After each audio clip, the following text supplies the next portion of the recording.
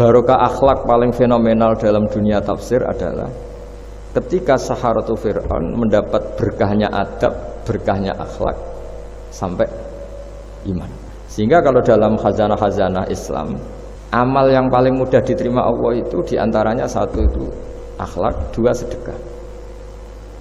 Dalam cerita-cerita kitab yang saya pelajari, sedekah juga gitu. Ada orang itu saking bejatnya, dia seorang kaya raya. Itu saking bejatnya itu cara berpikir itu menurut dia ya rasional, tapi ngawur sekali. Dia punya putri cantik gitu, ya tentu dia yang rawat. Terus dia ngenangen itu, wong anakku ayu dirabi wong liya. Walhasil itu dia punya rencana menikahi anaknya sendiri. Itu kan sebejat-bejatnya orang. Dan dia cara berpikir itu begitu, memang namanya orang Majusi, tidak beragama. Nasihat-nasihat tentang akhlak secara bahasa atau secara linguistik dari segi kosakata, akhlak itu kata jamak. Jadi kalau orang baik secara fisik, orang Arab bilang kholqon secara fisik. Kalau secara moral, orang Arab bilang khuluq atau akhlak. Lalu urgensinya dengan kita sebagai bangsa, sebagai umat Islam atau sebagai manusia, itu beberapa nabi, di antara pujian Allah kepada para nabi adalah karena kebaikan akhlaknya. Lalu kebaikan akhlak ini punya urgensi dalam agama jika akhlak itu benar secara hukum, secara halal haram. Ini yang jarang orang mengingatkan. Jadi misalnya begini, senyum itu sunat itu ya, baik gitu ya. Oke, kita sepakat senyum itu sunat. Tapi para penipu itu juga senyum. Karena kalau tidak senyum itu tidak bisa nipu gitu. Mungkin wanita nakal ya juga senyum. Orang-orang bisnis yang bodong biasanya cara ngerayu juga pakai senyum. Maka senyum ini berstatus nilai ibadah setelah kepastian target itu halal atau dalam konteks sesuatu yang disahkan agama.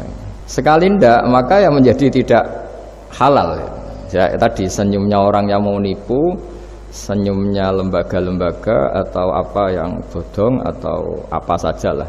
Nah ini yang jarang orang mengkaji. Maka sebelum mengkaji tentang akhlak itu penting, itu dikaji dulu status halal haramnya. Ya kayak tadi misalnya senyum itu sunat, senyum itu ibadah. Kata Rasulullah tasaddaqu walau bitalqati wajhin, bersedekahlah meskipun hanya dengan senyum. Itu setelah ada kepastian status apa? Halal. Tapi jika orang itu mau nipu itu juga pasti senyum. Orang yang mau menggoda lelaki juga pasti senyum. Lelaki yang goda perempuan juga senyum. Dan kadang konteksnya ada dalam hal-hal yang dibenarkan syara. Sehingga kepastian halal haram ini nomor satu. Terus kedua, akhlak ini yang menurut disiplin fikih ini memang agak jelimet ya, tapi nanti Anda mudah memahami. Akhlak misalnya ekspresi senyum atau ceria itu dianggap sunat. Kalau dalam fikih dianggap sunat. Sunat itu ya tidak sampai wajib. Tapi ada konteks tertentu yang sunat ini menjadi wajib. Misalnya kita sebagai dai ya, sebagai ustadz itu, orang-orang yang nakal ini bawaannya senyum, ramah itu. Tapi kita yang ustadz ini bawaannya merengut, cemberut. Sehingga kecenderungan orang itu ngidolakan yang nakal. Nah ini penting saya jelaskan supaya orang itu bicara akhlak. Akhlak itu tadi saya katakan, senyum itu baik, ramah itu baik. Tapi setelah status hukumnya itu halal gitu, ya. Jadi kalau sebelum status hukum itu halal, ini ya ramahnya menjadi tidak baik. Misalnya kamu punya istri cantik, kemudian dia ramah sama lelaki siapapun, kamu kan pusing. Terus alasannya ramah itu baik. Makanya di Quran diingatkan fala takhdu'na bil qawli fayatma'alladzi fi qalbihi marad.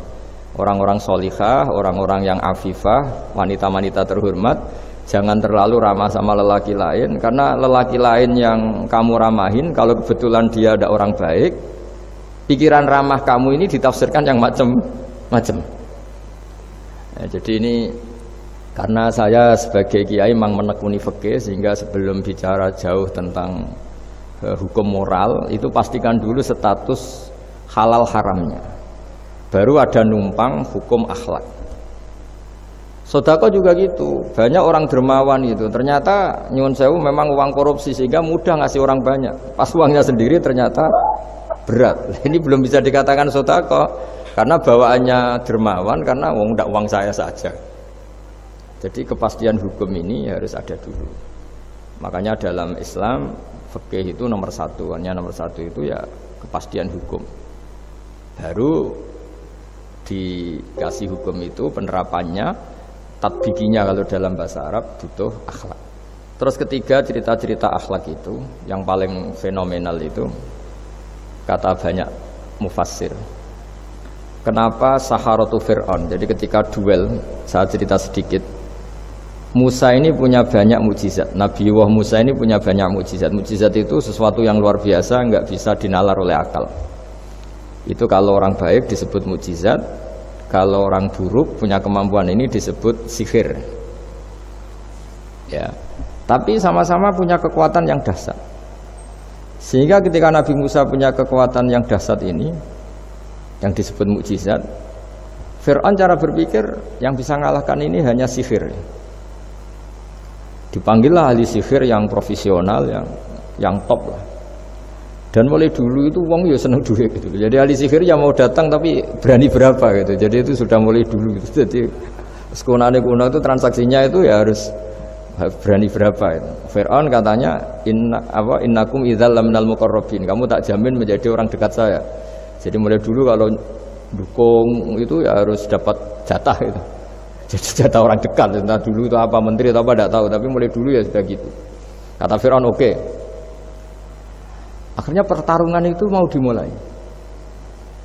Lah uniknya ketika mau dimulai itu Saharoh ini ahli sihir yang bawaan Fir'aun tadi, sewaan nih tadi, bayaran. Itu di luar dugaan Mas Andri itu malah sopan sama Nabi Musa. Ditonton orang banyak padahal. Ditonton orang banyak karena Fir'aun tuh ingin Nabi Musa itu kalah. Musa kalau dia manggil. Tapi di luar dugaan itu para ahli sihir itu entah saking haibahnya, wibawanya Nabi Musa itu, jenengan dulu apa saya dulu? Monggo jenengan dulu apa saya dulu? Imma antulkiyah wa imma annahnul mulkin. Monggo jenengan dulu atau kita dulu. Jadi harusnya secara teori tarung itu semakin menteror atau ada gebrakan yang mengagetkan ini kan lebih mudah mengalahkan Musa. Tapi enggak, malah Musa ditanya, wahai Musa, imma antulqiyah wa imma anahnul mulkin. Monggo jenengan dulu atau kita dulu. Nabi Musa juga membalas yang sopan. Enggak, kalian dulu saja. Nah itu kata para ahli tafsir. Barokahnya akhlak yang dilakukan Saharatu Fir'aun ini, al-qawwa fi qulubihim al-iman. Allah saat itu juga memberi iman. Jadi barokahnya sopan sama Nabi siapa? Musa. Jadi barokah akhlak paling fenomenal dalam dunia tafsir adalah ketika Saharatu Fir'aun mendapat berkahnya adab, berkahnya akhlak sampai iman. Sehingga kalau dalam khazanah-khazanah Islam, amal yang paling mudah diterima Allah itu diantaranya satu itu akhlak, dua sedekah. Dalam cerita-cerita kitab yang saya pelajari, sedekah juga gitu. Ada orang itu saking bejatnya, dia seorang kaya raya. Itu saking bejatnya itu cara berpikir itu menurut dia ya rasional, tapi ngawur sekali. Dia punya putri cantik gitu. Ya tentu dia yang rawat. Terus dia ngenangen itu, wong anakku ayu dirabi wong liya. Walhasil itu dia punya rencana menikahi anaknya sendiri. Itu kan sebejat-bejatnya orang. Dan dia cara berpikir itu begitu, memang namanya orang Majusi, tidak beragama. Tapi ketika dia, banyak ulama yang bilang namanya orang ini Bahram. Tapi siapapun namanya itu, cerita ini populer di literasi, di khazanah-khazanah atau di referensi kita. Pas malam pertama mau menggauli putrinya, ada janda sepuh itu notok pintunya ya, supaya dikasih sedekah. Itu anehnya dia itu tergerak untuk memberi. Ketika mau memberi, si janda ini berubah pikiran, wong saya ini muslimah kok minta orang kafir. Tidak jadi minta, tapi lari. Ketika dikejar lari. Setelah di rumah melihat anak-anaknya itu menangis, Mas Andri, kembali lagi minta. Setelah mau dikasih, lari lagi sampai 3 kali. Singkat cerita si Bahram ini lalu tetap ke rumahnya dan ternyata mendengar anak-anak menangis karena kelaparan. Dia tergerak hatinya, ya dia tergerak hatinya itu membawa cara Indonesia, membawa beras sendiri, membawa roti sendiri, semua keperluan itu dicukupin, dibawa sendiri, diantarkan. Dan uniknya saat itu juga dia berpikir waras langsung, nggak ingin lagi menggauli anaknya, nggak ingin lagi. Jadi barokahnya sedekah itu dilakukan orang kafir, itu langsung ada berkah. Sampai saat itu dia iman, dan hebatnya ada seorang wali di era itu mimpi disuruh menghormati si Bahram ini, bahwa ini umat saya, ini walhasil itu sampai diapresiasi. Nah, lagi-lagi kembali ke sedekah. Jika ada orang netral, misalnya orang netral itu ya diajak baik ya mau, diajak buruk ya mau, belum punya perpendirian, juga belum punya karakter, belum punya status yang permanen, ya solehnya masih amatir, faseknya ya masih amatir. Kemudian terus ada kompetisi, alam raya ini kan kompetisi. Ternyata yang tukang sedekah, yang mudah memberi itu yang fasik, yang ini pelit. Jangan-jangan kita disalahkan Allah ketika orang yang netral ini jadi orang fasik. Karena apa? Kenangannya dengan orang fasik mendapat keenaan sedekah atau servis, kenangannya sama orang soleh tidak mendapat. Malah dikongkon terus jadi panitia pengajian, kan kesel. Nah, kalau dibebani terus. Sehingga diantara ciri agama ini qalilul ma'unah, agama ini harus berbiaya murah. Itu hal-hal yang harus kita perhatikan. Nah, kecuali ini sudah orang yang punya karakter, memang sudah orang soleh, memang bawaannya ingin mendukung yang kanan, yang ahlul yamin, ya, hanya suka kebaikan. Ini kan kita bicara orang yang belum punya karakter. Kalau yang soleh kan karuan, dirayu yang ini sudah tidak mau, meskipun yang ini ngel-ngelo terus tetap nggak masalah yang kanan ini. Saya punya kenangan dalam hal ini itu sangat miris, ya. Ada orang sepuh soleh, cerita anaknya itu sekarang kerja di Jakarta tidak sholat, padahal itu ya orang soleh, orang baik. Dan dia kenapa datang ke saya? Karena minta maaf, dulu pernah dengan tanda ketik pernah menyalahkan bapak saya, menyalahkan kiai-kiai yang lunak. Bapak saya dulu ya di dalam ada TV, ya ada sepeda motor, ya umumnya orang. Ternyata kasusnya itu sederhana, Mas Andri. Anaknya kiai ini, orang soleh lah, itu karena saking ketatnya itu di rumah nggak ada TV, juga nggak ada motor, sehingga kenangan pertama lihat TV ya diservis orang yang nyuwun sewu tidak sholat. Kenangan pertama pakai motor ya dipinjemin orang yang nggak sholat, sehingga bawaannya dia punya utang jasa sama orang yang tidak baik lah gitu. Akhirnya ini nggak jadi idola, orang tuanya meskipun sholat nggak jadi idola. Dan orang tuanya itu nggak punya TV supaya waktunya nggak habis untuk nonton TV, nggak punya motor biar tidak keluyuran. Niatnya baik, sangat baik. Tapi karena terus ini itu tadi, kembali ke tadi, al-insan abdul ihsan, manusia itu budaknya kebaikan. Kenangannya lihat TV ya sama orang yang nggak bener ini, kenangannya pakai motor ya pakai. Akhirnya ikut merantau ini ke Jakarta. Singkat cerita terus akhirnya dia katut temannya yang nggak sholat. Nah, ini yang di sini, jika kamu mengelola agama ini secara tidak simpatik, lan faddu min khaliq, pasti orang itu bubar. Singkat cerita terus karena dia mungkin orang soleh ya, tetap doanya didengar Allah. Dia nangis-nangis berdoa di depan Allah, terus minta maaf sama kiai-kiai yang pernah disalahkan, yang terlalu longgar sama anaknya. Karena bapak saya termasuk orang yang longgar. Mbah Mun saya tahu di dalamnya ya ada TV, ada motor, umumnya anaknya difasilitasi. Lalah anaknya itu terus diparingi Allah tobat kembali, terus dia menservis anaknya dengan umumnya orang. Jadi yang bahaya itu bukan tidak ada TV-nya, tapi kenangan pertama tahu TV ini. Bagi anak yang nggak pernah lihat TV itu kan diberi hal lihat TV itu spesial. Sama bagi anak yang sama sekali nggak ada motor itu kan dikasih pinjaman motor itu kan spesial. Jadi kesimpulan dari ngaji akhlak ini harus dikawal supaya mengawal kebaikan. Jangan sampai anak kita, keluarga kita punya utang jasa sama orang yang nggak benar sehingga dia ngidolakannya orang yang nggak.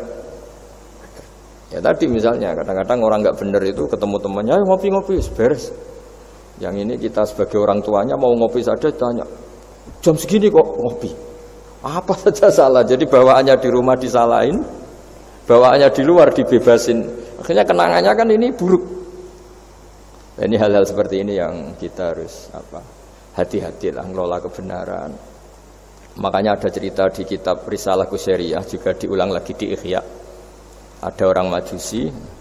Ya bayangkan dulu itu kan padang pasir, di jalan nggak ada air, juga nggak ada warung, Mas Andri, juga nggak ada ATM. Jadi bayangkan dulu Jadi cerita ini harus dibayangkan dulu. Kalau sekarang kan nggak kebayang ada orang kelaparan di perjalanan. Makanya dulu tuh hukumnya ekstrim.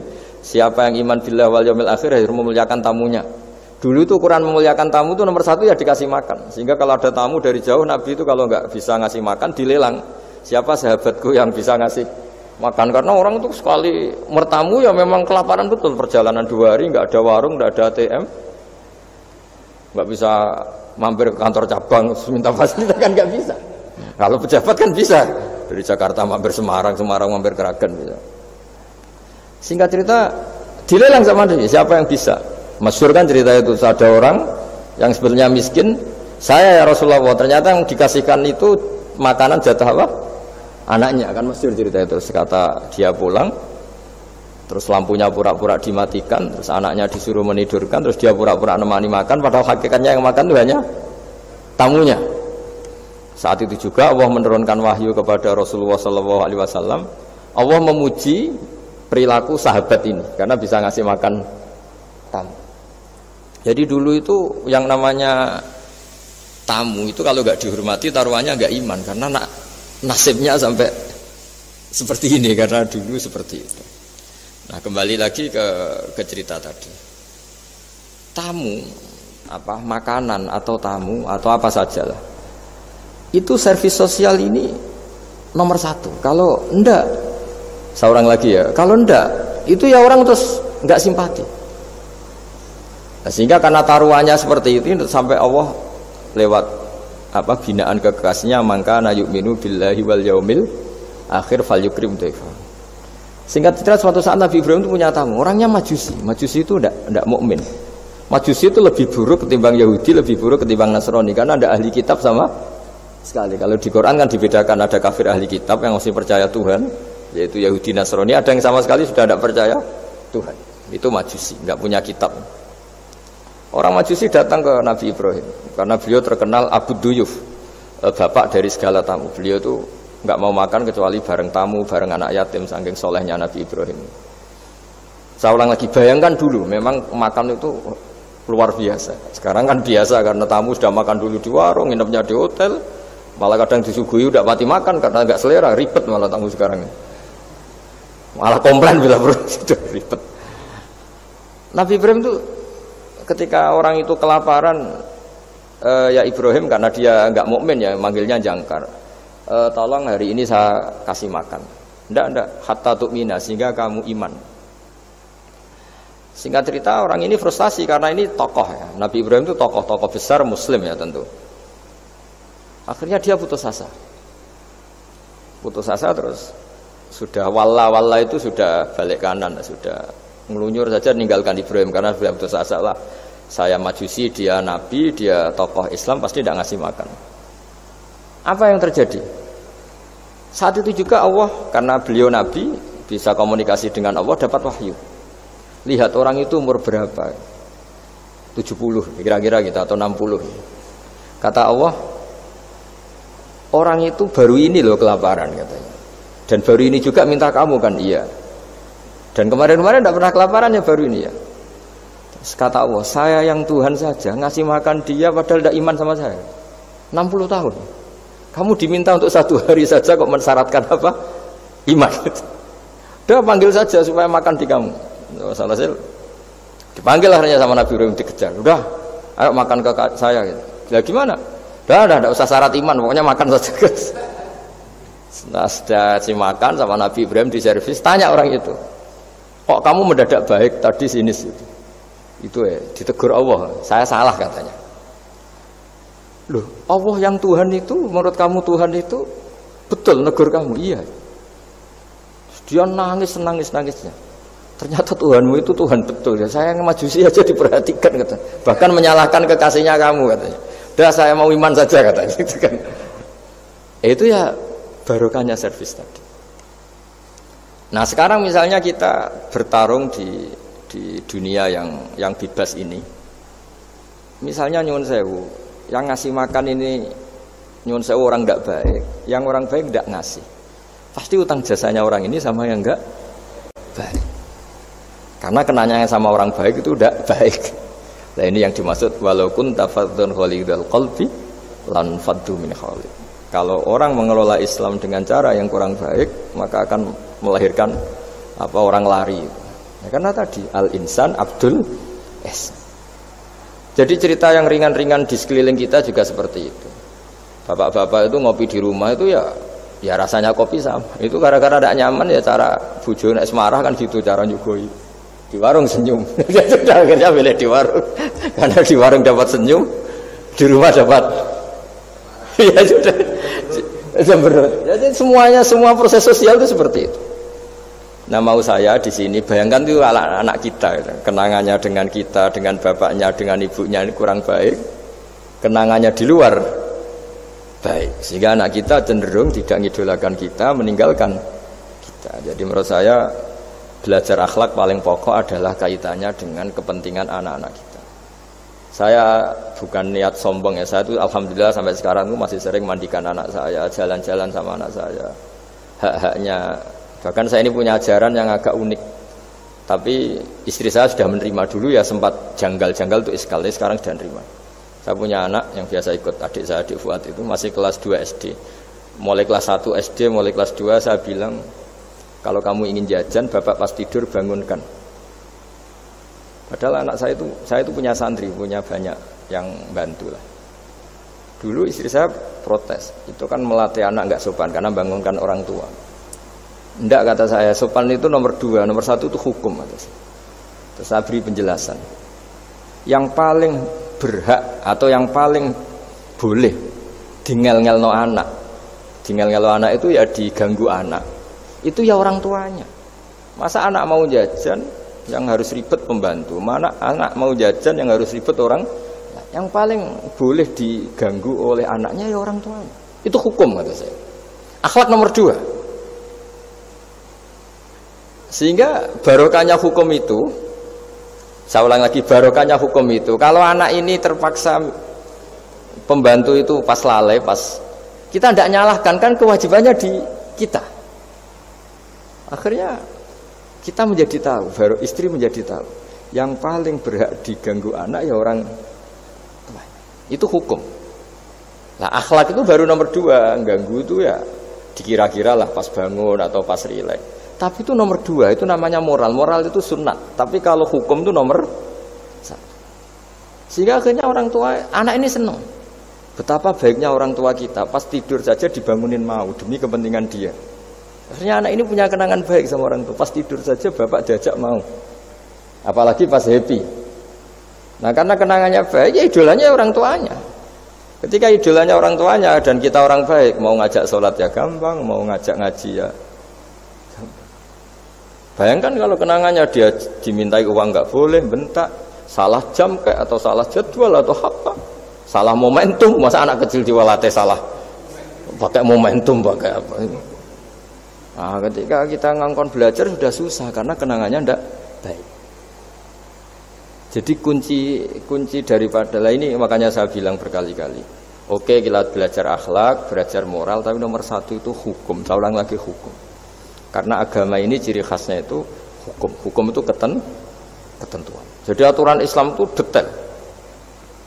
Misalnya saya belum haji, ya sudah, sebagian harta saya jatah untuk haji itu sudah tidak milik saya, harus dianggap miliknya haji. Sehingga kalau saya meninggal setiap saat, yang boleh diwaris oleh anak cucu saya hanya yang melebihi dari biaya haji. Makanya di Indonesia disebut gaji amanat. Gaji amanat itu orang yang sebetulnya sudah mampu haji tapi tidak kober haji. Itu kalau sudah meninggal harus ada jatah haji yang dianggarkan untuk haji apa? Amanat. Baru sisanya boleh diwaris. Karena ini hukum. Lah nanti di akhirat juga Allah pakai hukum. Kalau ada anak nggak sholat, yang pertama disalahkan orang tuanya. Kenapa ini tidak sholat? Semua kesalahan anak-anak kita adalah dibebankan ke kita. Ya, jadi saya mohon cerita-cerita akhlak ini jangan sampai hanya nyuwun sewu moral dengan arti kenyamanan sosial, tapi kembalikan ke Allah dan apa? Rasul. Sehingga ini yang terakhir saya cerita hadis yang populer sekali. Ada 3 hadis yang populer dan ini sampean semua pasti hafal. Maka na yu'minu billahi wal yaumil akhir falyukrim jarahu. Terus ada yang falyukrim dhaifahu. Terus yang ketiga, falyakul khairan aw liyasmut, berkata baik atau kalau nggak bisa berkata baik ya apa dia. Nah, itu uniknya Islam itu apa, Mas Dwi? Uniknya Islam itu tidak pernah membolehkan umatnya terdikte oleh sosial, Mas Andri, nggak boleh. Tapi hanya terdikte oleh ketentuan Allah dan Rasul. Jadi Allah cara ngendikan, kalau kamu iman kepada Allah dan Rasul, iman kepada Allah artinya apa? Allah memerintahkan kita berbuat baik sama tetangga, sama tamu, maka lakukan itu. Sekali tidak demi Allah dan Rasul, berarti Anda didikte oleh hukum sosial. Kalau tetangga baik ya kita baik, kalau dia buruk ya kita ikut buruk. Itu artinya apa? Kita tidak didikte oleh hukum Allah dan Rasul, tapi didikte oleh hukum apa? Sosial. Islam itu agama yang hubungannya manusia itu dengan Allah, bukan dengan sosial. Sehingga ketika baik sama tetangga pun itu karena perintah Allah. Sehingga kalau suatu saat kecewa tetangga kita itu kurang ajar misalnya, ya kita tetap nyaman saja karena kita baik itu atas perintah Allah. Makanya masyhur di kalangan ahli hadis ada dawuh Nabi, la takunu imma'atan, taquluna in ahsanan nas ahsanna wa in dzalamuna dzalamna. Kamu jangan jadi orang yang didikte sosial. Kalau orang baik kamu baik, kalau orang buruk kamu ikut buruk. Itu namanya orang yang nggak punya prinsip. Tapi walakin wattinu anfusakum, kata Rasulullah, kuatkan prinsip kamu. Jika manusia baik kamu akan baik, dan manusia ketika buruk kamu pun tetap ingin baik. Nah, dengan demikian itu berarti kebaikan kami itu atas perintahnya Allah dan Rasul, bukan atas nama sosial. Sehingga misalnya ada orang birrul walidain, ibunya bawaannya cerewet, mbahnya cerewet, ya tetap baik. Tapi kalau kamu didikte sosial, sekali ibu kamu bawel, udah males lah ketemu ibu bawel. Nah, ini berarti kamu belum didikte Allah dan Rasul, tapi didikte itu hukum apa? Sosial. Sehingga untuk menutup mauidhah ini, saya sering cerita di mana-mana di kitab Ihya itu ada cerita, ada seorang pemuda yang kurang ajar sekali itu. Ada kiai dipanggil, Pak Yai silahkan ke rumah saya. Ya kira-kira cara sekarang mungkin 500 meter datang. Setelah sampai depan rumahnya, sudah Pak Yai saya tidak punya kebutuhan sama kamu. Itu kiainya senyum, rileks. Setelah sampai rumahnya dipanggil lagi, Pak Yai mohon ke rumah saya. Terus kiainya ke situ lagi asik kan. Terus setelah sampai rumahnya pemuda tadi, sudah pulang aja saya tidak butuh kamu. Sampai 3 kali. Dan kiainya tuh asik, ceria gitu. Pemuda itu kagetnya bukan main. Kenapa Pak Kiai tidak tersinggung? Malah senyum-senyum. Jong, kata orang Jawa ini. Ini cerita di Ihya. Saya tuh senang sekali nuruti perintah Allah. Allah menghentikan, saya disuruh hormat tetangga. Lah kamu tetangga saya. Dan saya alhamdulillah bisa nuruti karep kamu. Disuruh ke kamu, saya ke kamu. Dan sekarang karep kamu saya pulang, ya saya pulang. Syukur sekali hari ini saya bisa nuruti perintah Allah sampai 3 kali. Nangis pemuda itu. Loh, kalau kamu kan mau tampar, ini kan pelecehan. Itu kan kurang ajar betul, kiai digambar. Tapi wali-wali itu nggak berpikirannya tidak seperti itu. Kalau kamu tidak wali ya memang aneh pikiran itu, tapi yang benar ya itu.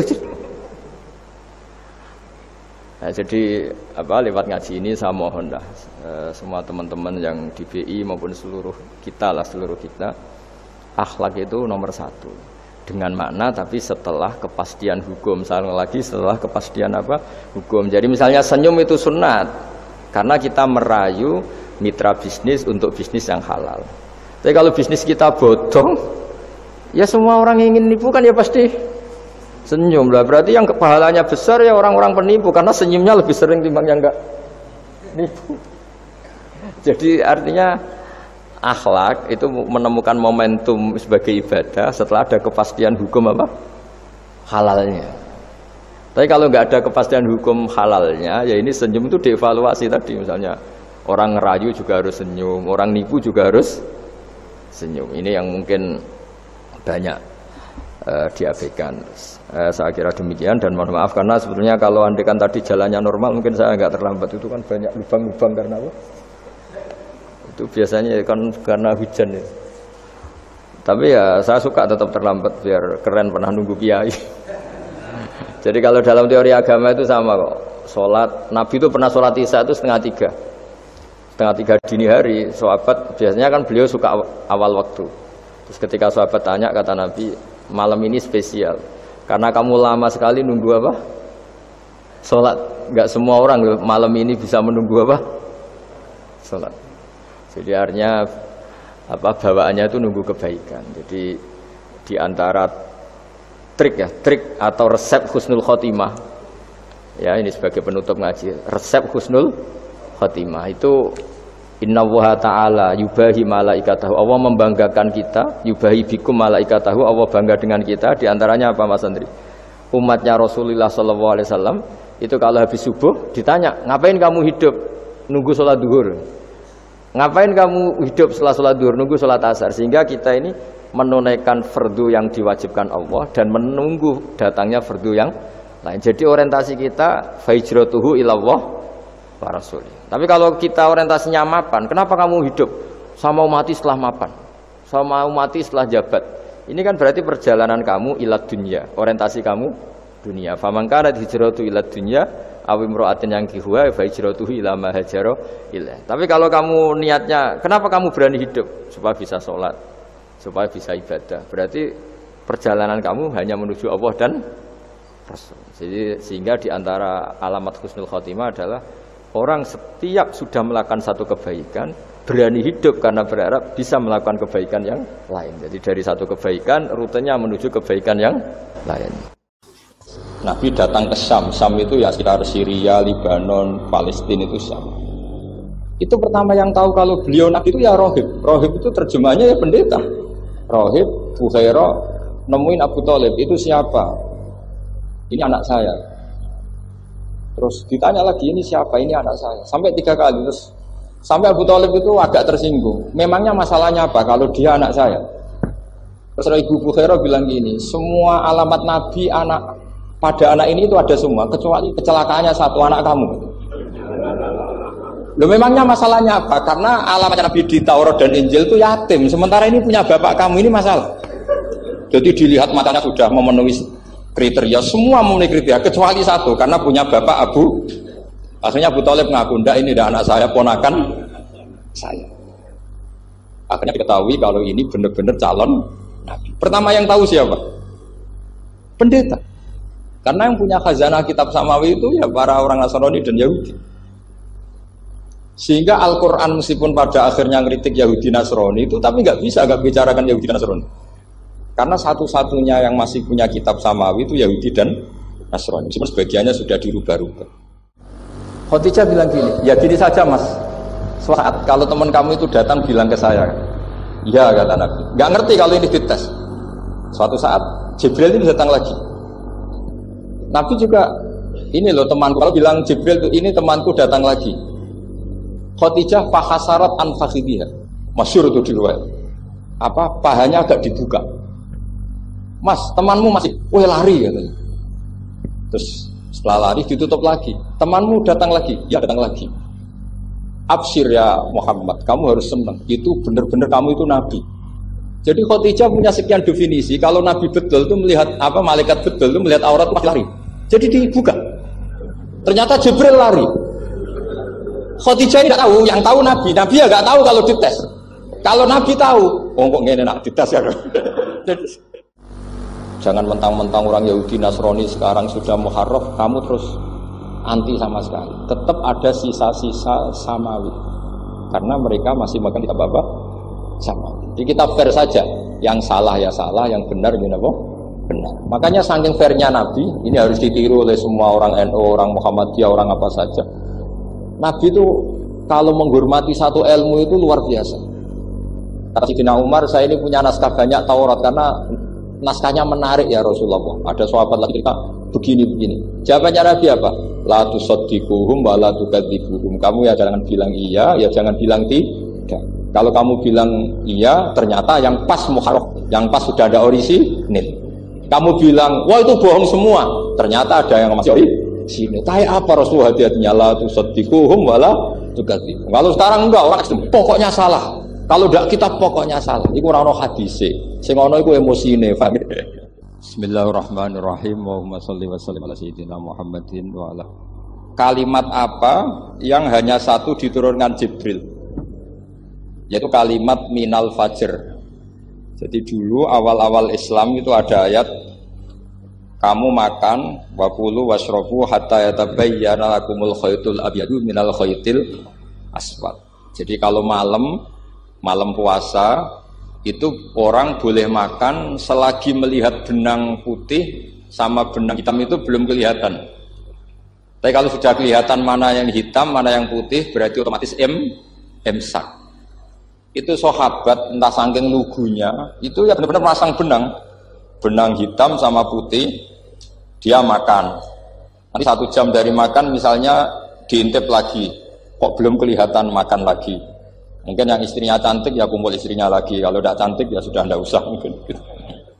Sampai itu jadi perilaku sahabat berhari-hari. Ketika dilaporkan ke Rasulullah, Rasulullah itu tertawa-tawa. Kok ada begitu? Baru jadi datang menerangkan minal fajr. Jadi benang hitam artinya masih malam, benang putih maknanya sudah fajar shadiq. Itu lama sekali. Saya ini termasuk orang yang sangat-sangat susah ketika orang ingin belajar Islam itu instan. Dulu Nabi jadi Nabi itu 23 tahun. Itu untuk menemukan teori masbuk, tidak nyalip imam, itu Nabi juga lama. Jadi dulu sahabat itu kayak anak-anak kecil zaman saya kecil, itu kalau imam sudah rakaat 3 atau rakaat keempat, itu kalau orang-orang desa kan langsung takbir, terus dia sholat sampai 3 rakaat nyalip siapa? Imam. Nanti di rakaat keempat baru sama imam. Imam salam dia ikut salam. Itu hebat betul. Itu sama sekali nggak salah. Kalau ditanya, lo kok ikut salam? Kan sudah sama-sama 4 rakaat. Karena imamnya dia apa? Disalib. Jadi dia takbir terus tahu imamnya rakaat 3 atau keempat terus nyalip. Sampai ke rakaat yang sama, nanti salamnya bareng-bareng. Itu dulu sahabat ya gitu. Kalau Rasulullah sudah di rakaat keempat atau ketiga langsung mereka takbir Allahu Akbar nyalip. Setelah nyalip menyamakan dengan Rasulullah salam juga ikut salam. Jadi itu dulu lama sekali proses. Sampai ada satu istiwa Mu'ad bin Jabal datang, kemudian Nabi sudah sholat, berarti masbuk kalau dalam bahasa fikih. Mu'ad langsung ikuti Nabi, setelah Nabi salam baru Mu'ad menambahkan jumlah rakaat yang tertinggal. Terus semenjak itu jadi sunnah, jadi sunnatan mutaba'ah kalau masbuk ikut imam, kemudian hanya menambahkan rakaat yang tertinggal. Itu 23 tahun. Jadi saya ngisi 20 menit yang nggak paham, 2 jam yang nggak paham, 3 jam yang nggak mungkin paham. Daripada gitu ya 20 menit saja. Ya itu betul, karena saya tidak punya kemampuan itu. Saya masih ngaji umum pertama itu di hallnya Abahnya Pak Hamid Pasuruan di Lasem. Kedua di Pak Hamid Pasuruan kemarin. Terus tadi di Kiai Robah Maksum itu ajudannya 3 kali ke saya tidak mau. Kiai Robah datang sendiri, sudah sepuh dituntun. Saya ini agak-agak soalnya kalau sama orang sepuh itu pengapesan. Masih ingatlah aturan mainnya laisina walam yarham saghirana wa yuwaqqir haqqa kabirina. Tapi yang sepuh betul, Kak Jamal itu sepuh betul. Ada sepuh gaya-gayanan tidak mau. Karena Mbak Jamal itu besanan sama saya, Mbak Sahal itu misanan saya, misanannya Mbah saya. Terus Mbak Nafisa ya keluarga sini.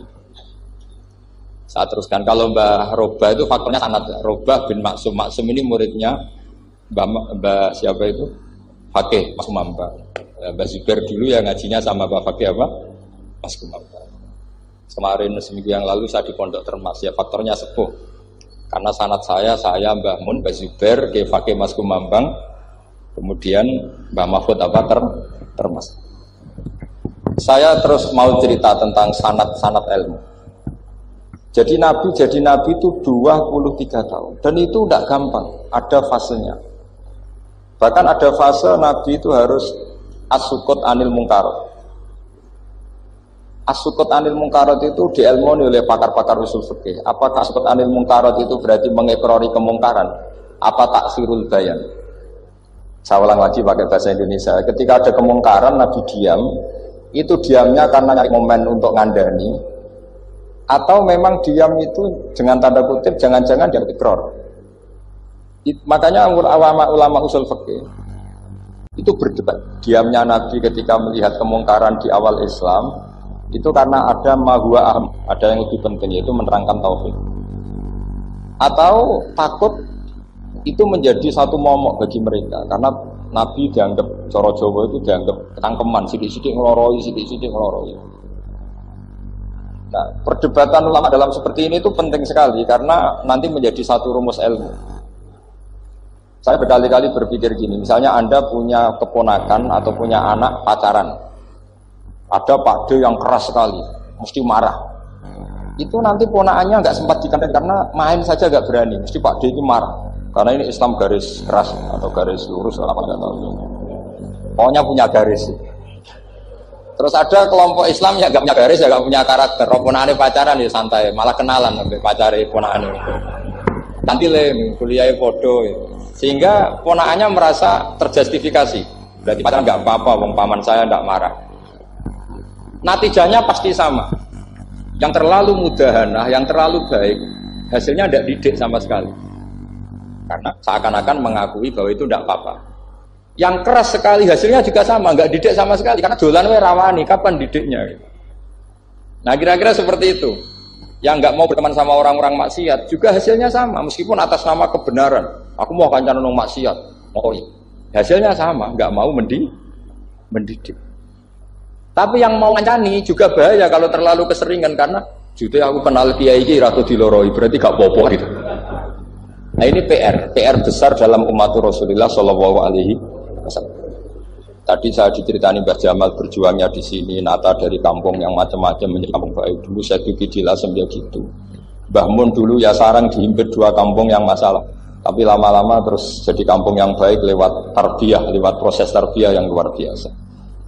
Maka ketika kemungkaran kita biarkan, itu namanya apa? Namanya itu kalau dalam usul fikih itu takhirul bayan. Apa? Mengundurkan memberi penjelasan. Karena sekali tidak dengan definisi ini, nanti takutnya dianggap al-iqrar alal mungkar, dianggap mengakui kemungkaran.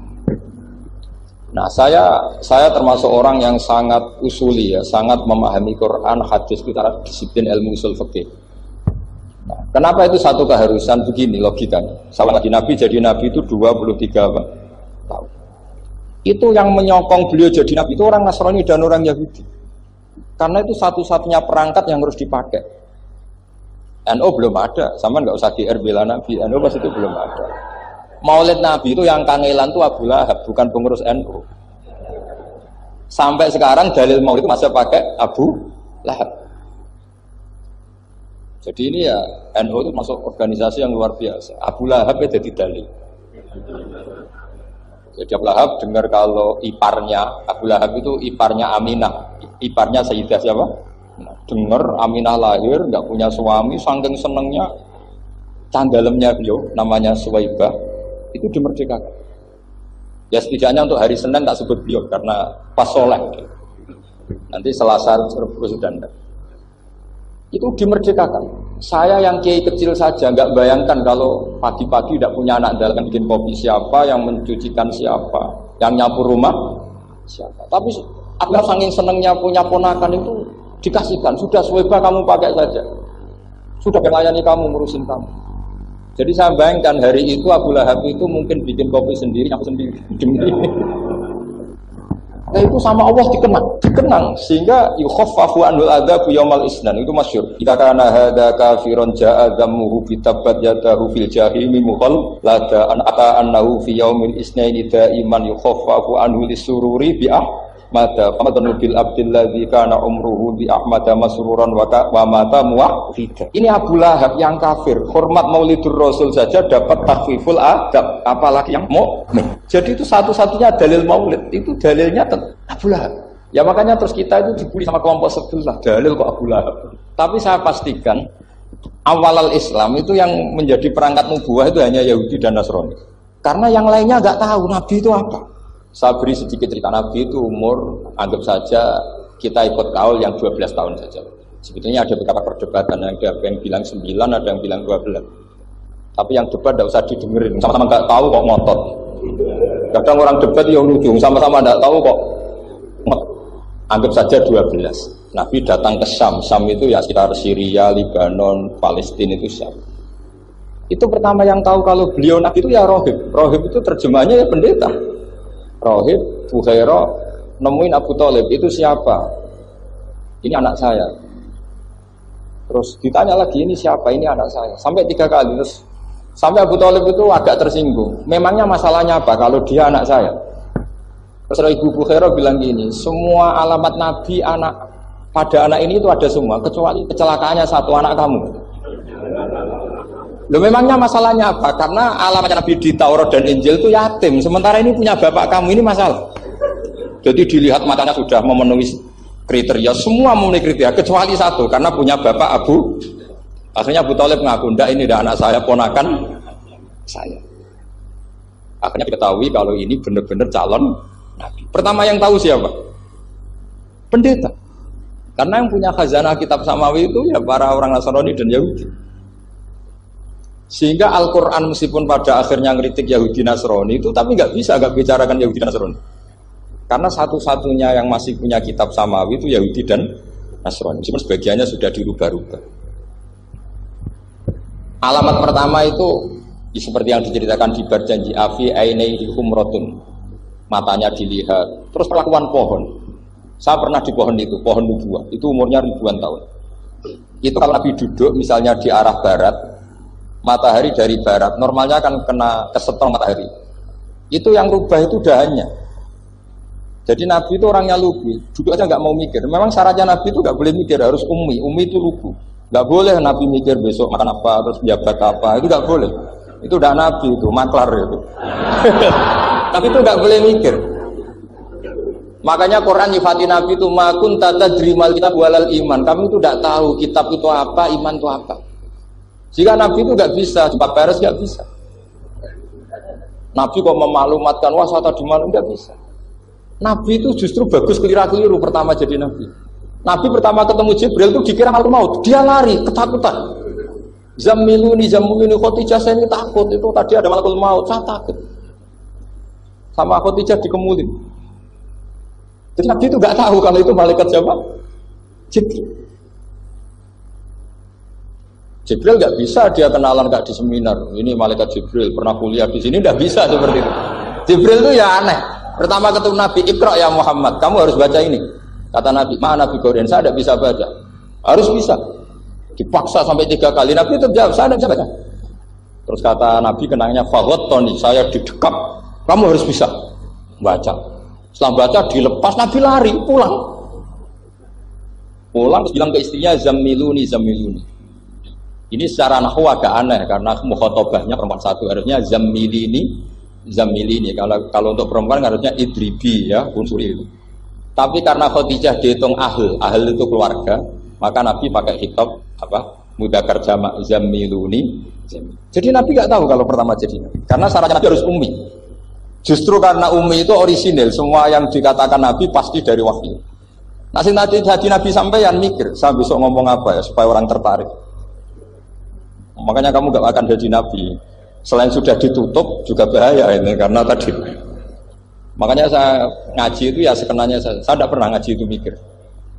Karena ngaji itu menarik enggak itu terserah nasib.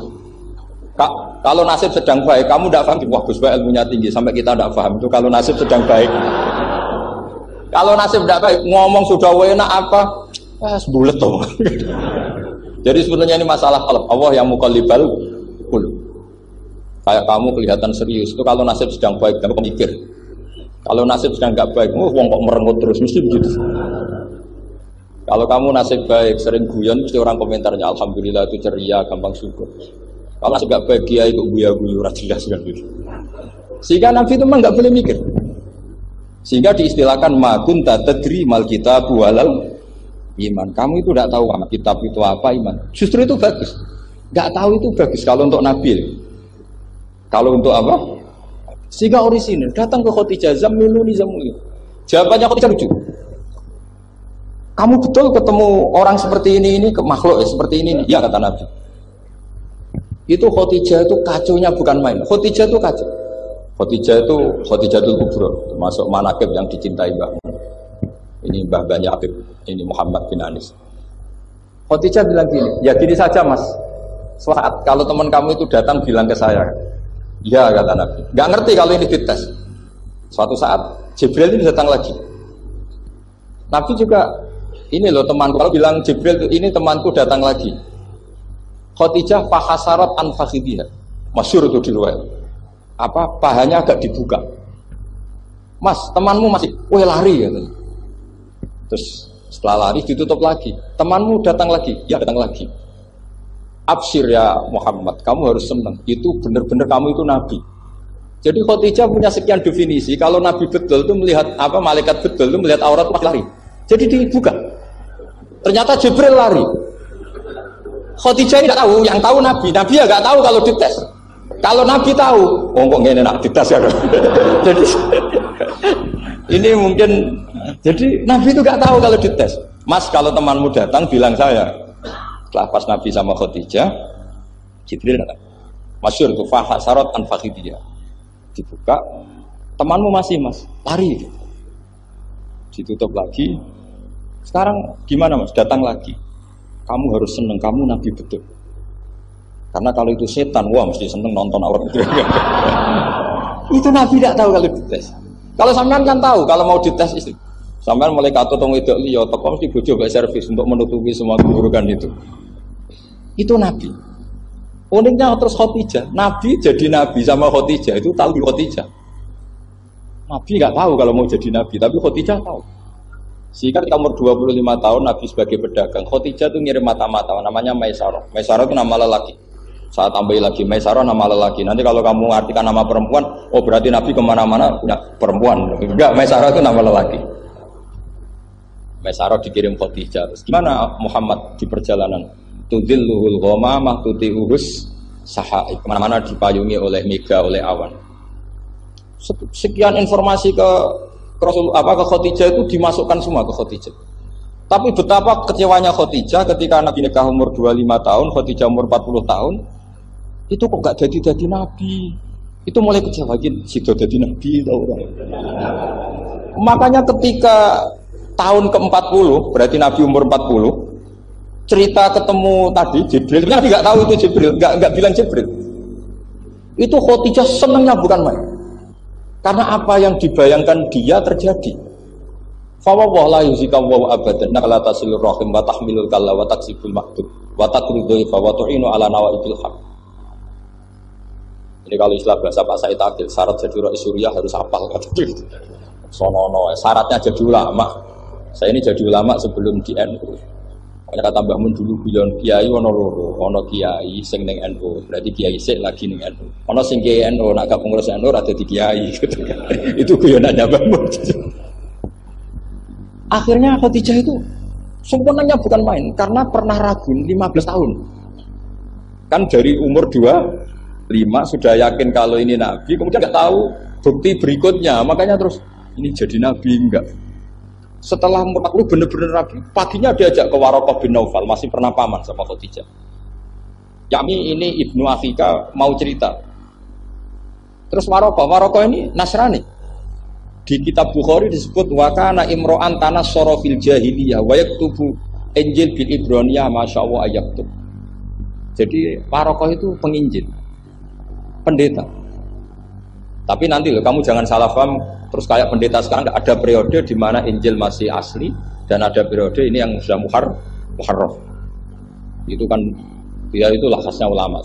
Akhirnya Waraqah tanya, kamu ngomong saja ya akhi, manggilnya seperti itu. Akhirnya Nabi cerita ketemu Jibril. Ketemu enggak, sebenarnya beliau enggak tahu itu Jibril cerita. Terus kata Waraqah, hadan namus alladzi ja'a bi Musa. Masih pakai bahasa namus, hadan namus alladzi ja'a bi Musa. Itu namus, malaikat yang mendatangi Musa.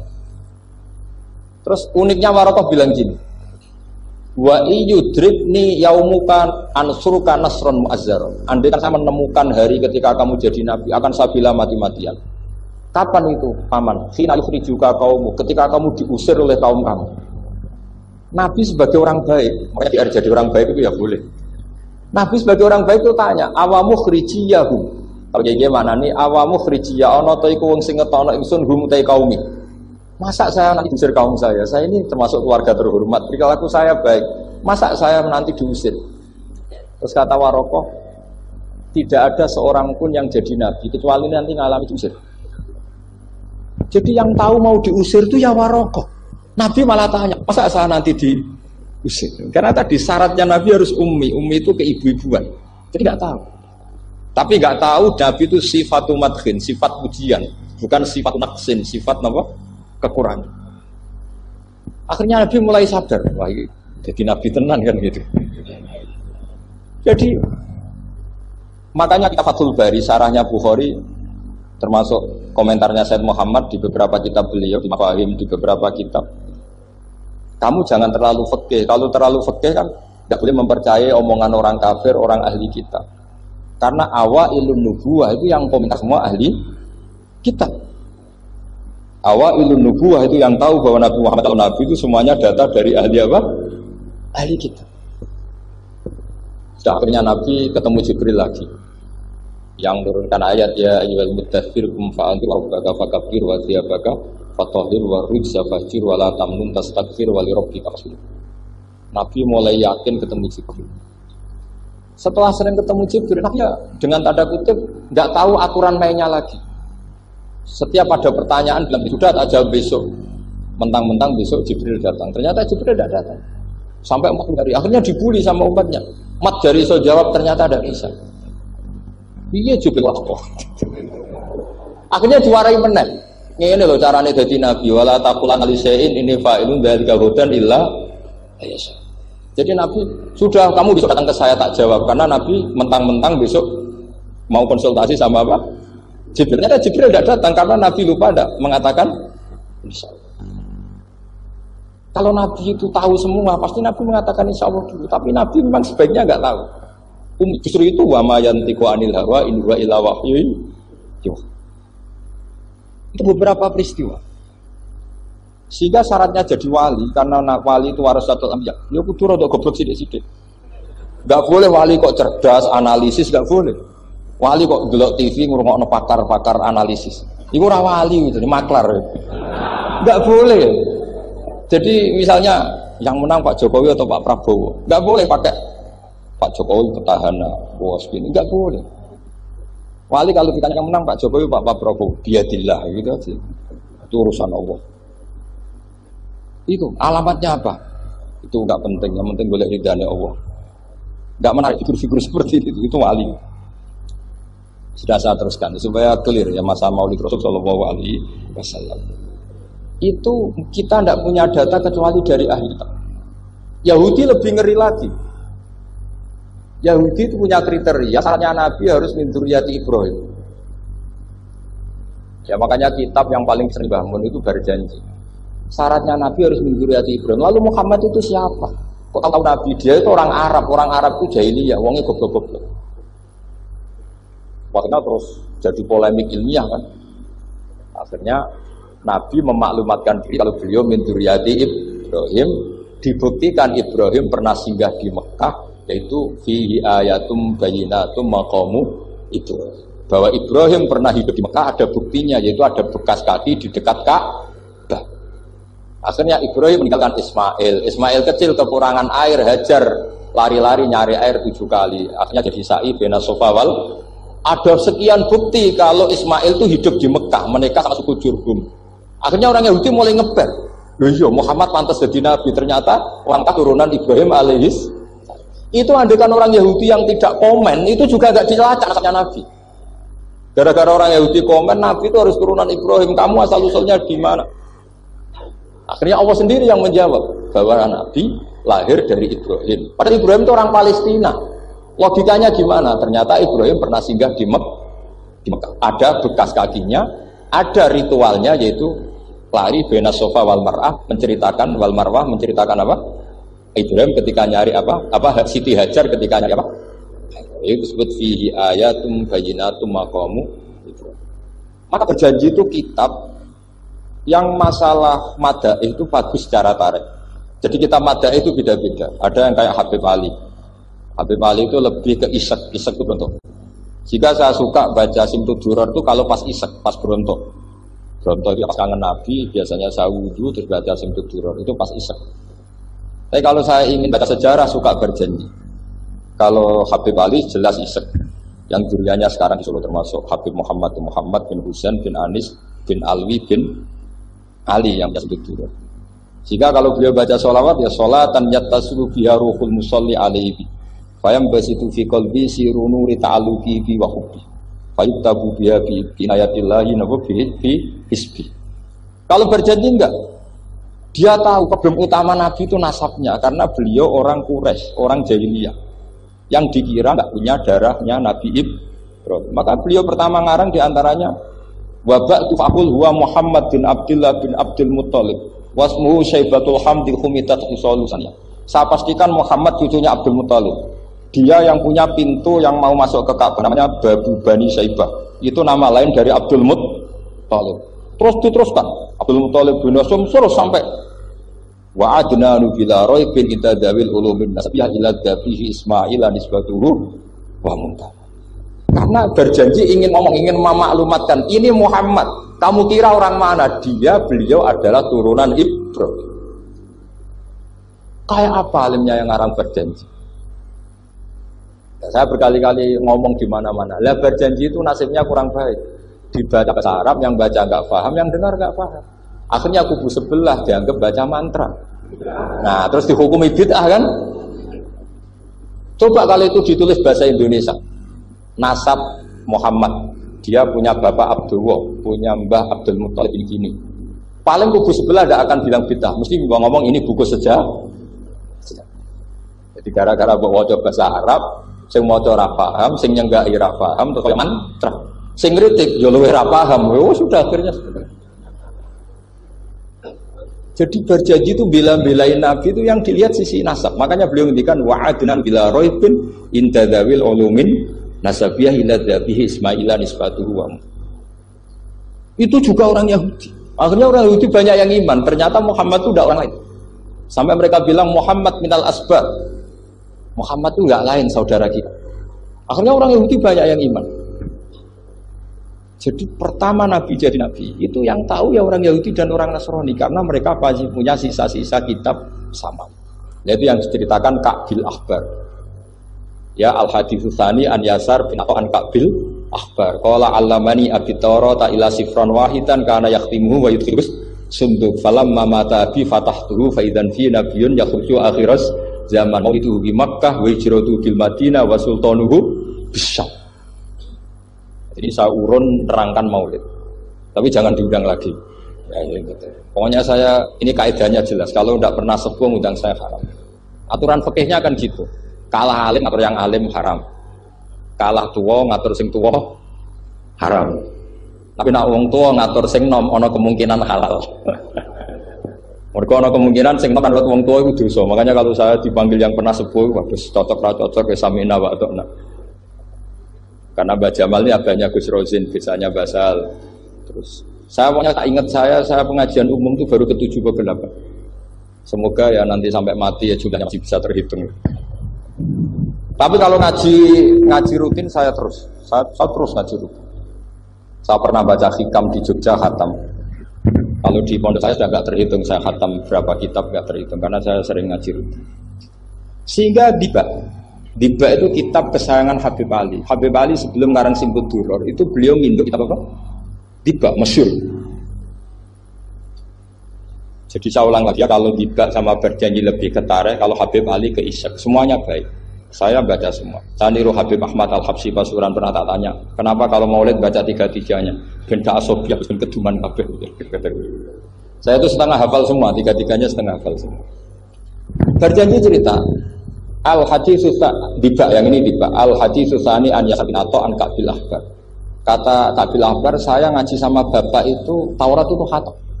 Tapi saya itu iskal itu janggal. Kenapa ada satu lempiran yang tidak diajarkan? Disimpan fisunduk. Jadi orang Yahudi itu ada baiknya. Mestinya kalau mangkal kan dibakar supaya hilang jejak. Enggak. Karena Yahudi itu ada unsur nubuah. Karena babanya Yahuda bin Yakub bin Ishak bin Ibrahim. Tapi Yahudi yang orisinal ya. Saya berkali-kali ngaji bilang Israel itu kalimat madhin, pujian. Sehingga Israel disebut wa ani faddaltukum alal alam itu Israel yang bani karena ada gennya Nabi. Kalau Israel yang sekarang itu nation, sebuah negara. Mereka ada yang Zionis, ada yang turunan Eropa, Amerika, terus Islamofobia. Itu beda Israel yang negara dengan Israel yang bani. Kalau yang bani itu ada unsur gen para apa?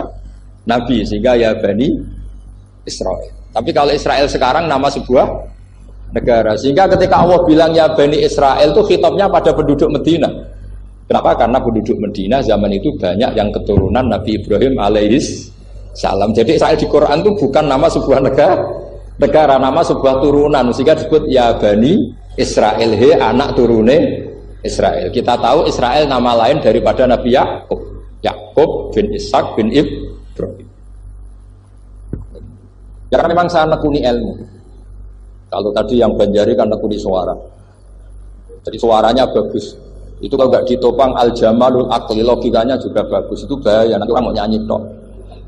Nah ini tak bantu. Tadi ada al-jamalul sauti, kebaikan secara suara. Ini tak bantu al-jamalul akli, kebaikan secara makna. Ya mestinya kan al-jamalul akli, karena al-jamalul sauti itu penyanyi dangdut bisa. Jadi semua penyanyi bisa kalau suara bagus ya. Tapi kalau maknani hibah itu kalau tidak orang alim tidak bisa. Terus tuku terjemahannya tetap paham, bakat itu. Saya teruskan. Falam mama tabi, orang Yahudi itu unik. Wong dia benci kok naskah itu tetap disimpan. Terus kata Kabil Akbar, falam mama tabi fatahtu, ketika bapak saya meninggal, kotak ini tak buka. Faidan fihi nabiyun yakhruju akhir zaman. Di situ ada keterangan bahkan akan ada nabi yang keluar akhirat maulidu di Makkah wa hijratu bil Madinah wa sultanuhu bis Syam. Kerajaannya itu di Syam. Bareng Kabil Akbar ini sebetulnya menangi Rasulullah SAW. Tapi dia nggak mau iman. Karena nabi itu nggak lengkap menurut dia. Ini Muhammad sudah benar lahirnya di Mekah, wafatnya di Madinah, tapi masih kurang satu wa sultanuhu bis Syam. Zaman itu Syria, Lebanon, Palestina masih di bawah pasukan salib, pasukan Nazaret. Sehingga dia mikir, katanya kerajaan Islam ada di Syam, ini kok Muhammad nggak jadi raja di Syam. Sehingga dia menunda imannya. Yuakhiru Islamahu. Bareng era Sayyidina Umar, beliau bisa menaklukkan Baitul Maqdis. Terus dia iman. Makanya imannya Kabil Akbar itu era Sayyidina Umar karena sudah masuk definisi ketiga wasultanuhu Syam, kerajaannya Nabi ada di iman. Sekali iman langsung pinter deh. Wong sedurunge baca kitab Samawi banyak. Sehingga Sayyidina Umar kalau mau tanya kitab Samawi ya tanya Kabil Akbar. Karena beliau itu Nabi sudah benar maulidu di Makkah, wa hijratu bil Madinah, wa sultanuhu Syam. Rasulullah ketika wafat atau intaqala ila rafiqil ala itu belum menangi Islam naklukkan mana Palestina. Tapi Nabi itu kasep. Nabi itu nak kasep itu ya lucu. Makanya kalau ada kiai lucu itu ya anggapnya niru Nabi. Nabi itu lucu. Ada sahabat itu gak pati ganteng, pendek gak pati ganteng. Namanya Suraqah. Itu digojlok sama Nabi. Suraqah, bagaimana kalau kamu suatu saat itu pakai tas itu apa? Mahkotanya Raja Syam, Raja Kaisar.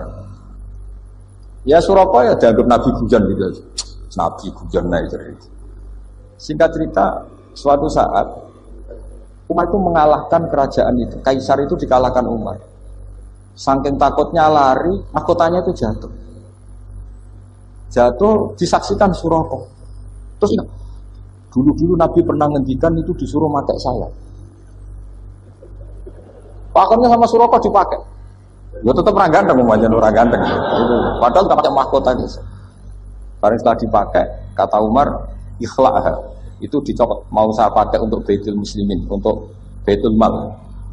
Kata Suraqah, bukankah Nabi ngendikan kalau ini yang pakai saya? Jawabnya Umar, innama yaqulu Rasulullah lital bisa, walam yaqul litam likah. Kata Nabi hanya ngendikan kamu disuruh pakai, tapi tidak disuruh memiliki. Kayak apa Rasulullah kasefnya? Itu kata orang-orang yang pernah ke Turki. Saya belum pernah ke Turki, tapi saya hafal hadis sahih ini. Itu ditulis di masjid Turki itu, lataf tahunnal Konstantinia. Kamu akan bisa mengalahkan pasukan Konstantinopel. Itu dikalahkan setelah 1000 sekian tahun dari wafatnya Nabi. Kayak apa kasusnya Nabi? Karena Nabi wa ma yantiqu anil hawa in huwa illa wahyu. Coba kalau Nabi kayak pengamat, ngomong apa yang kira-kira terjadi? Mau itu kan mesti keliru semua karena berdasar akal. Tapi kalau Nabi berdasar apa? Kasuf itu satu kenyataan yang dipertontonkan oleh Subhanahu wa taala. Terus kedua, alamat Nabi itu pakai sandi. Sandi itu sesuatu yang enggak jelas tapi menjadi jelas bagi ahlinya. Saya ulang lagi, sandi itu kayak sandi di militer itu, atau sandi di KPK itu ada sandinya. Sandi itu ya kata sandi. Saya pernah ceritani Pak Busro Mukoddas ketika ketua KPK itu lucu. Wah, sandinya koruptor, saya tambah kacau Pak. Itu kalau bilang uang, itu kalau yang kemarin rame kan apel Amerika sama apel Malang. Kalau apel Amerika berarti US apa? Dolar, kalau apel Malang berarti apa? Setelah KPK tahu sandinya diganti Ustadz. Jadi koruptor kalau mau korupsi ini teman-temannya. Loh ini ustadznya sudah siap loh, kamu gak ikut pengajian. Itu sempat penyakit KPK itu gak mau ngecek. Masa orang pengajian dicek. Ternyata ya gak ada acara pengajian. Ustadz itu maknanya koruptor, saking ngerti itu disadap KPK itu sandinya gimana? Datang gak ke sini, ini ustadznya sudah siap, ini ada pengajian. Hampir KPK itu gak ngecek karena pengajian, ustadznya sudah siap. Setelah digerebek ternyata ustadz itu sandi dari makna apa? Uang, gak kurang ajar itu ustadz katanya. Jadi kalau di sini ditangkap KPK berapa ustadz ini juga? Ada Habibnya lagi, ada Habib Muhammad ini. Nah, Salman Al Farisi itu pemikir, dia orang Persia. Di mana-mana orang Persia pemikir. Persia itu kalau sekarang ikut Iran. Itu dia ngaji lama sekali sama pendeta-pendeta itu. Kebetulan dia punya pendeta yang belum muharraf atau belum muharraf. Kalau muharraf orangnya, kalau muharraf itu kitabnya atau bukunya. Setiap dia ngaji sama pendeta dikasih tahu, terus kecewa beberapa kali, hasil ketemu pendeta yang benar. Sudah, kamu tidak usah ngaji sama saya, kamu datang saja ke Yasrib, ke Madinah sana, ke Yasrib. Di situ Nabi akhir zaman sekarang sudah ada. Ini yang ngomong pendeta.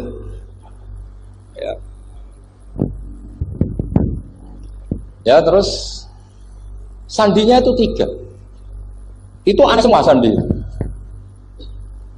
Sandinya pertama layak balus sodako. Lalu saya tahu kalau itu Nabi gimana. Pas itu posisi di Babylon sekarang ikut Irak. Babylon itu ikut Irak. Dia orang Persia, kira-kira sekarang Iran. Terus dia kerja di Babylon, kalau sekarang ikut Irak. Makanya ada yang cerita Nabi Ibrahim itu orang Babylon, berarti orang mana? Irak, kemudian pindah ke Syam, kemudian sempat hidup mana? Makkah. Akhirnya datang. Beliau di Babylon diceritani, terus beliau miskin. Terus ada kafilah dari Yasrib, dia bilang, saya siap jadi budak Anda, asal saya dibawa ke Yasrib. Akhirnya Salman jadi budak. Jadi budak, dia di Yasrib jadi budak. Demi penelitian itu dia jadi budak. Padahal dia orang pinter sekali, namanya Salman Al Farisi. Setelah jadi budak, dia di Yasrib. Suatu saat dia kerja dapat ujroh itu upah. Datang ke Rasulullah.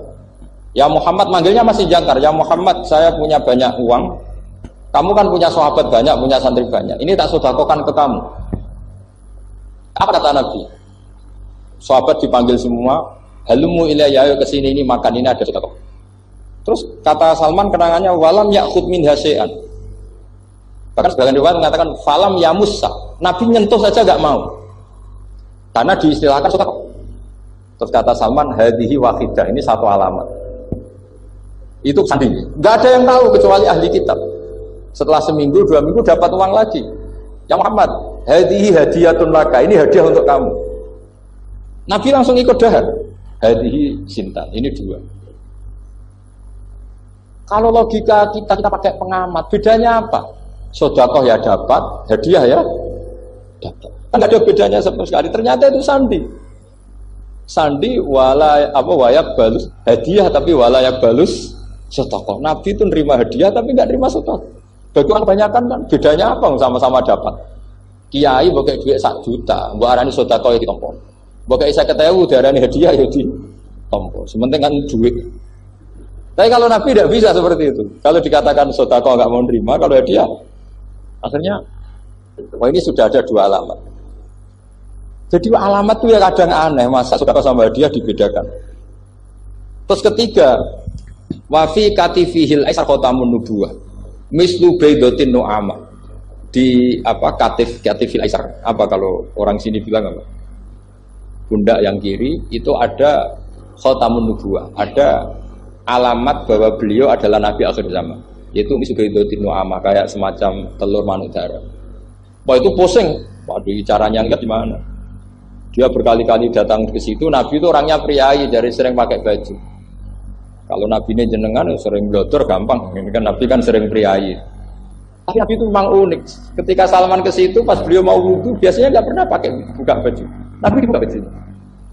Pokoknya Salman fa'aqab ba'alaihi, bersungkur di depan Nabi, kemudian mengatakan aman tubika ya Rasulullah. Karena ada 3 alamat. Lagi-lagi 3 itu juga didapatkan dari ahli kitab. Makanya di awal-awal Islam, di kitab itu luar biasa. Meskipun akhirnya di akhir-akhir masalah karena banyak oknum yang mentahrif itu. Jadi saya mohon ilmu-ilmu seperti enggak boleh. Jangan mentang-mentang orang Yahudi Nasrani sekarang sudah muharraf, kamu terus anti sama sekali. Tetap ada sisa-sisa samawi. Karena mereka masih makan kitab apa? Sama. Di kitab fair saja. Yang salah ya salah, yang benar gimana apa? Benar. Makanya saking fairnya Nabi, ini harus ditiru oleh semua orang NU, orang Muhammadiyah, orang apa saja. Nabi itu kalau menghormati satu ilmu itu luar biasa. Kata Sayyidina Umar, saya ini punya naskah banyak Taurat karena naskahnya menarik ya Rasulullah. Ada sahabat lagi cerita begini-begini. Jawabannya Nabi apa?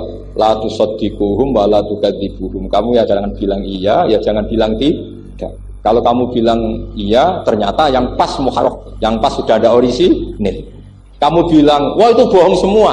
Ternyata ada yang masih orisinil. Kayak apa Rasulullah hati-hatinya? La tusaddiquhum wa la tukadzibuhum. Kalau sekarang enggak, orang ekstrem, pokoknya salah. Kalau tidak kita pokoknya salah. Iku ora ono hadise. Sing ono iku emosine, paham? Jadi Nabi itu fair. Kalau sesuatu enggak mesti ya la tusaddiquhum wala tukadzibuhum. Kamu ya jangan bilang iya, ya jangan bilang tidak. Waqulu amanna billah wa ma unzila ilaihi. Jadi ini kebanggaan kita terhadap Rasulullah sallallahu alaihi wasallam. Terus persinggungan Nabi dengan Yahudi Nasrani itu unik. Terus diantara lagi yang ditulis itu wasolat kiblaten, dan Nabi pernah sholat di 2 kiblat. Ternyata betul. Kita tahu Nabi sholat di Ka'bah, ketika di Madinah diminta sama Allah disuruh sholat ke Baitul Maqdis, dan itu kiblatu Anbiya. Akhirnya orang Yahudi banyak yang iman karena sesuai definisinya wa annahu sholla al-kiblaten. Nah, alamat-alamat seperti ini orang sudah, lah itu dibak berjanji. Itu fase betul menerangkan itu. Jadi saya bilang kalau Simtud Duror itu madainya isek luar biasa, brontonya Habib Ali. Sampai ketika beliau baca sholawat itu tidak kayak sampean. Sampean baca sholawat sitok wis tanhalu bil uqadu wa tanfariju bil qurabu wa tubdu bil hawa. Itu sholawat sing kena go nyaur utang kabul kajate wonya gitu. Sholawate sekali permintaannya panjang ya. Kalau Habib Ali enggak, makanya saya suka sama sholat beliau. Sholatan yattasilu biha ruhul musalli alaihi. Dengan sholawat ini rohnya yang membaca sholawat sambung sama rohnya Rasulullah sallallahu alaihi wasallam. Barokahnya sambung menjadi mencintai. Barokahnya mencintai wayuk tabu ya bi inayatillah fi hizbi. Barokahnya mencintai ditulis termasuk umatnya Rasulullah sallallahu alaihi wasallam. Nah, sholawatnya sampean kan enggak seneng tanhalu bil uqad, semua problem hilang.